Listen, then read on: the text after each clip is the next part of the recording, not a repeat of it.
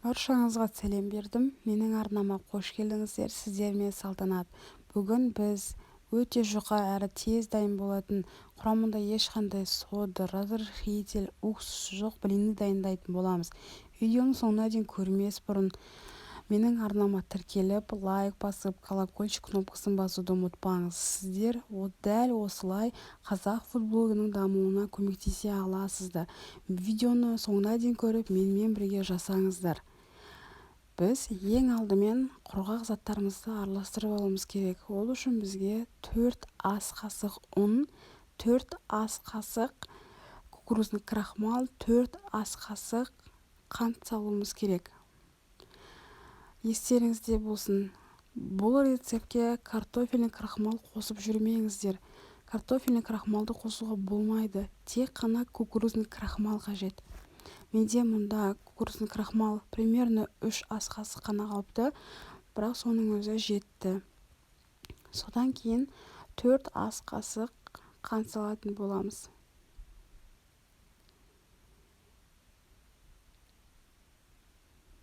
Сосын барлығын бірге араластырып, бір шетке алып қоямыз.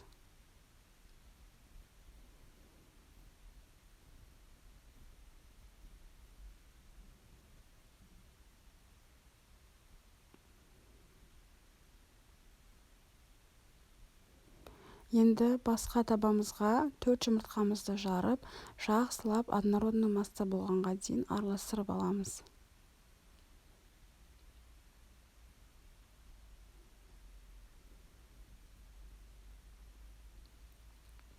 Содан кейін үстіне 250 мл сүтімізді қосып, екеуін бірге араластырамыз.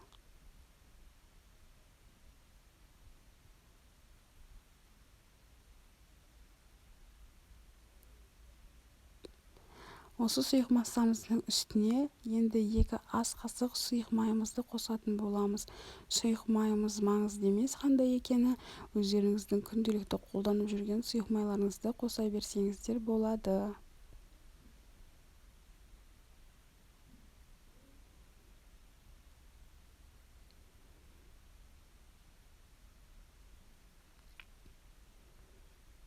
Енді осы массамызбен, сұйық массамызбен құрғақ массамызды жақсылап араластырып алатын боламыз. Ең маңызды сәт бұл сәт сұйық массамыз бен құрғақ массамыз бір келкі болып араласуы қажет.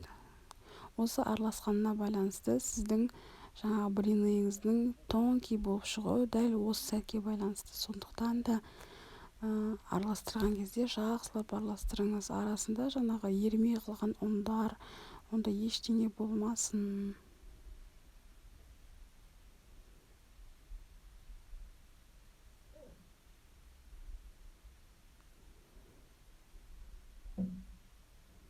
Енді осы сұйық массамыздың үстіне 250 мл сүтімізді қосамыз.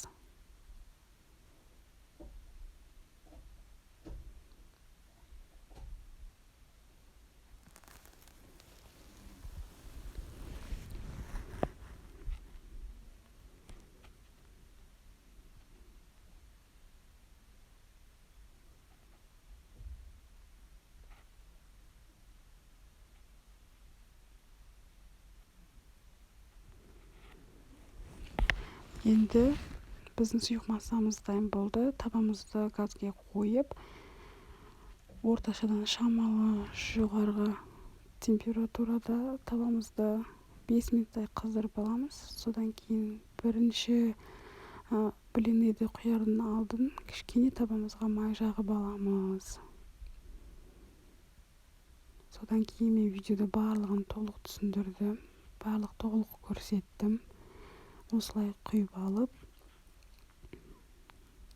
блинімізді дайындайтын боламыз. Блины өте тез піседі. Буквально 30 секундтан кейін мына бетіне аудара берсеңіз болады. Күйдіріп алмаңыз. Мен осылай бір блинімді күйдіріп алдым.